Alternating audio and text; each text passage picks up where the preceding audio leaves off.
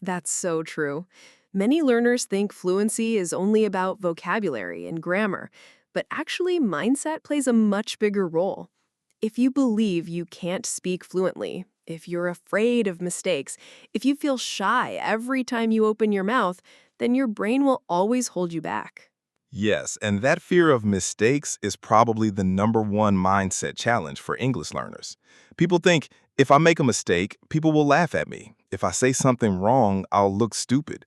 But in reality, mistakes are the path to fluency.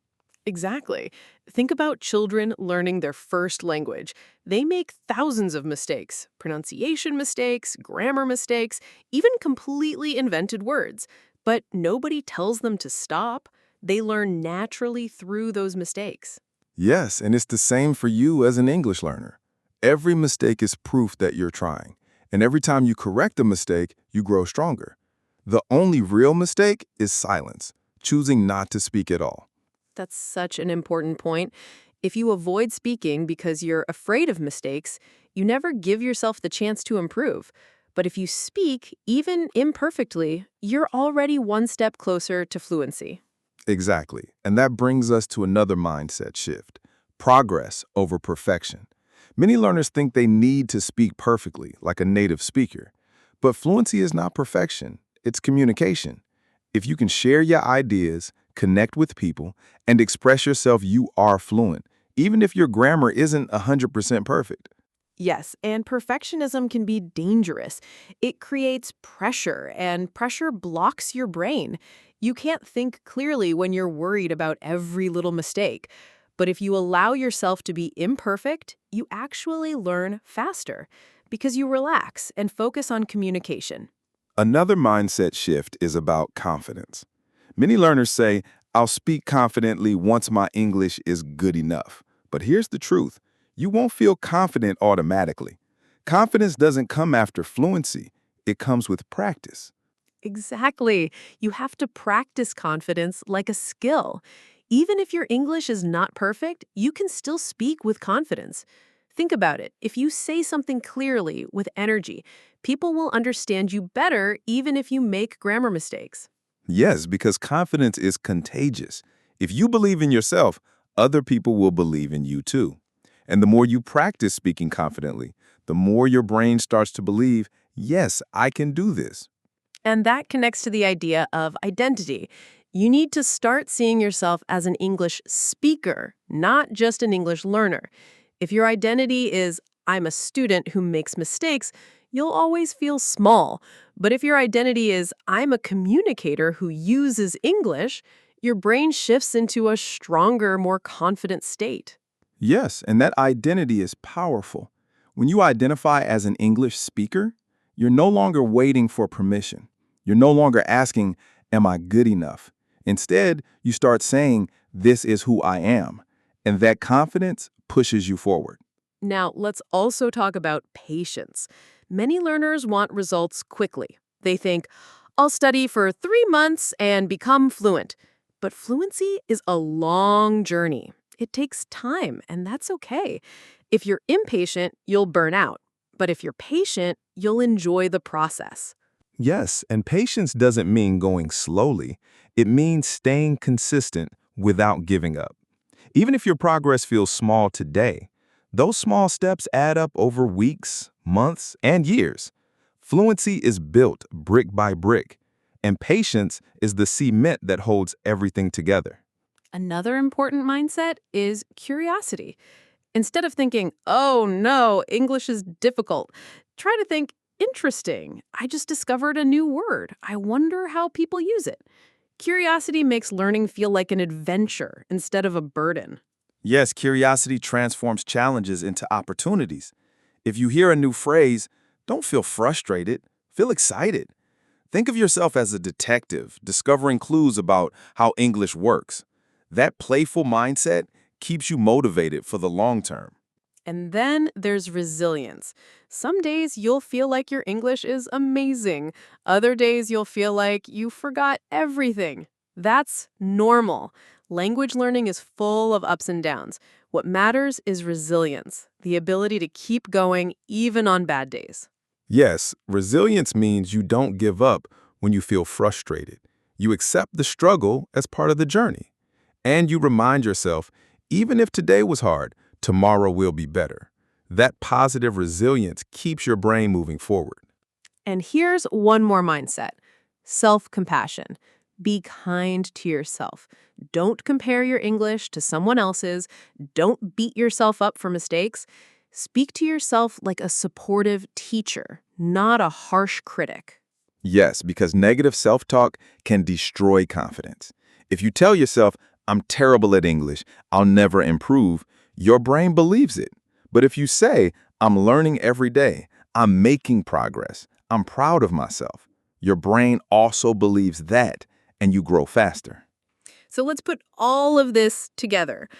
A strong mindset for fluency is embrace mistakes, focus on communication, not perfection, practice confidence, build patience, stay curious, be resilient, and show yourself compassion.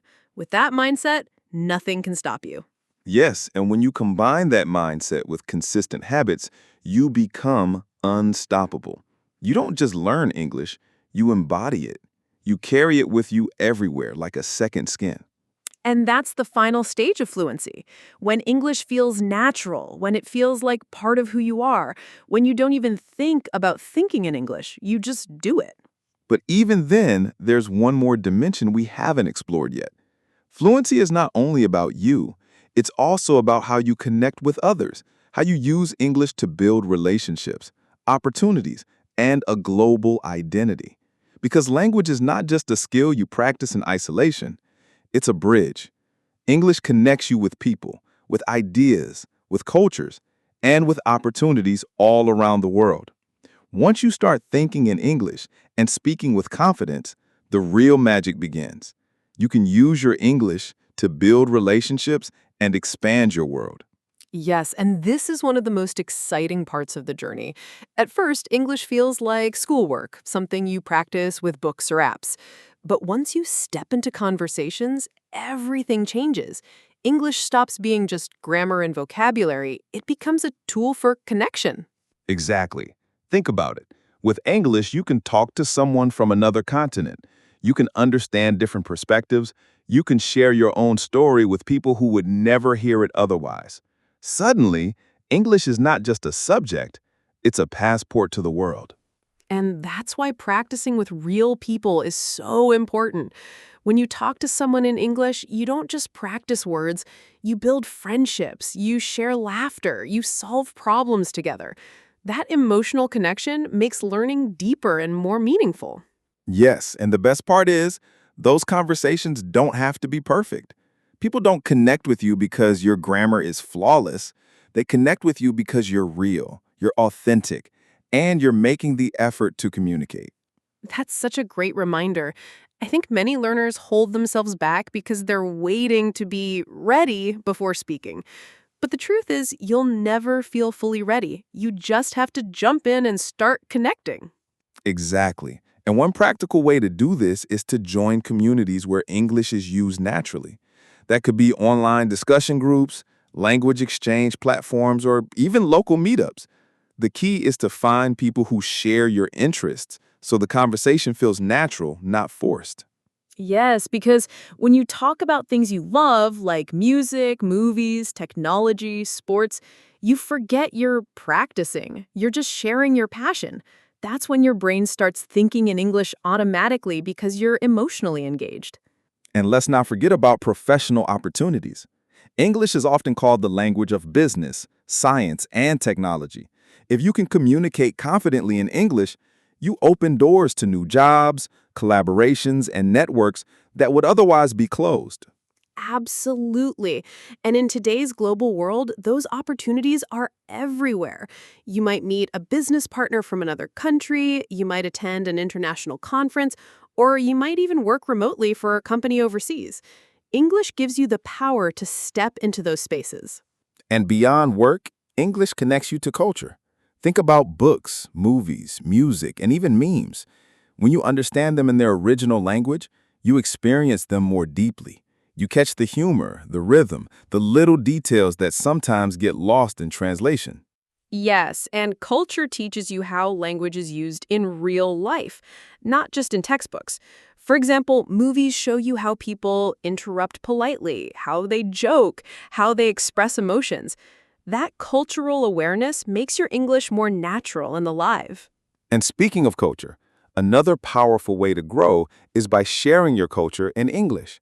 Imagine explaining your traditions, your food, your festivals to someone who has never experienced them before. Not only are you practicing English, you're also becoming an ambassador of your own culture. That's such a beautiful point. And it reminds us that English is not about losing your identity, it's about expanding it. You don't stop being who you are, you just gain another voice, another way to express yourself to the world. Exactly, and that's why we can call English a global identity. When you use English, Yes, and that's such a powerful way to see it. Instead of thinking of English as a school subject that ends after an exam, think of it as a tool you'll carry forever. It's like a key you can use again and again to unlock new opportunities, experiences, and relationships. exactly. And the best part is, once English becomes part of your identity, it doesn't feel like learning anymore. It feels like living. You'll watch movies and laugh in English. You'll make friends and share emotions in English. You'll work on projects and create new ideas in English. Yes, and every new experience you have in English makes you stronger. The more you use it, the more natural it becomes until one day you realize you're not just practicing English anymore. You're living in English without even thinking about it. That's the ultimate freedom. When English feels effortless, when you don't pause to translate, when you don't worry about mistakes, when you don't feel nervous about speaking, you simply express yourself clearly and confidently, just like you do in your first language. And the beauty is, there's always more to discover. Even native speakers keep learning new words, new expressions, new ways of communicating. So don't think of English as a finish line. Think of it as an endless journey of growth. Yes, and that's the exciting part. You'll always find new books to read, new shows to watch, new people to meet. English keeps evolving, and as you grow with it, you'll never run out of ways to challenge yourself and stay inspired. And let's not forget, English is not just about communication, it's about freedom. Freedom to travel without fear, freedom to work anywhere in the world, freedom to learn from the best resources available, and freedom to express yourself to a global audience. That's so true. Imagine traveling to a new country and being able to ask for directions, order food, or make a new friend confidently in English. Imagine applying for a job and impressing the interviewer because you can express your skills clearly. Imagine sharing your ideas online and reaching people in every corner of the globe. All of that becomes possible when you train your brain to think in English. It's not just about passing an exam, it's about transforming your life. Yes, and here's the best part. The journey never ends, but it also never feels heavy. Once English becomes part of your daily routine, part of your mindset, and part of your identity, it feels light, natural, and enjoyable. You don't have to practice, you get to practice. Exactly. And when you reach that stage, English is no longer separate from you. It's part of who you are. You're not just someone learning English. You are an English speaker. And that identity stays with you wherever you go.